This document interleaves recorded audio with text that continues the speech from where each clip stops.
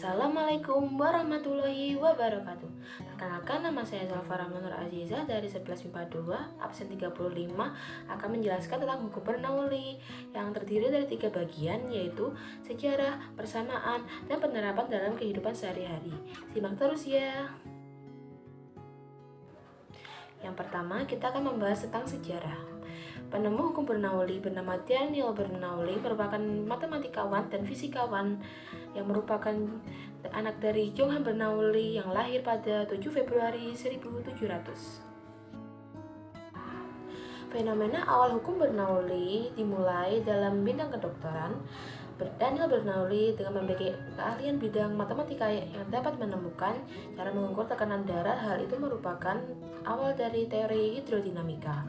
Kemudian, Daniel Bernoulli menyempurnakan teori dan membuat buku berjudul Hydrodynamica dan dinyatakan pada tahun 1738 dan dinamakan hukum Bernoulli. Yang kedua yaitu tentang persamaan hukum Bernoulli yang dapat kalian lihat di slide berikut ini.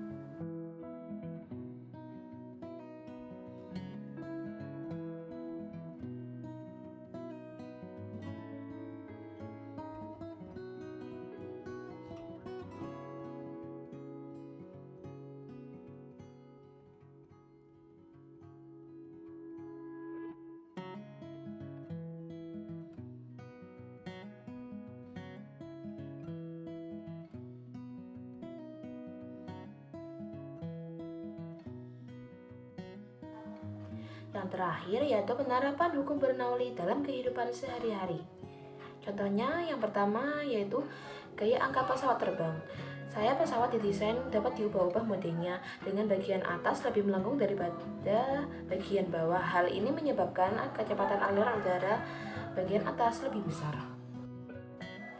Penerapan yang kedua yaitu tangki bocor. Persamaan Bernoulli dapat digunakan untuk menentukan kecepatan saja air keluar pada tangki bocor.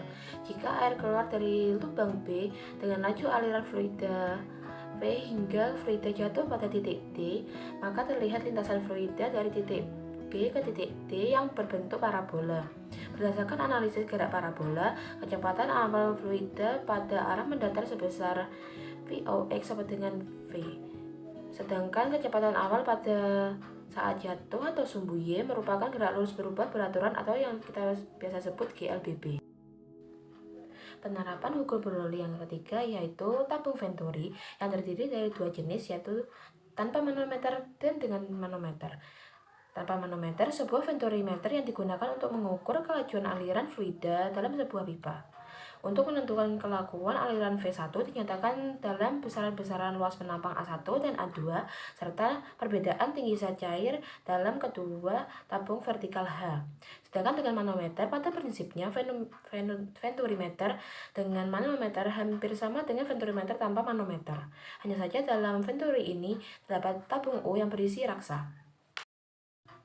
Yang selanjutnya yaitu tabung pitot. Tabung pitot sederhananya terdiri atas tabung yang mengarah secara langsung ke aliran fluida. Tabung ini berisi fluida sehingga tekanan dapat diukur dengan perubahan tinggi fluida.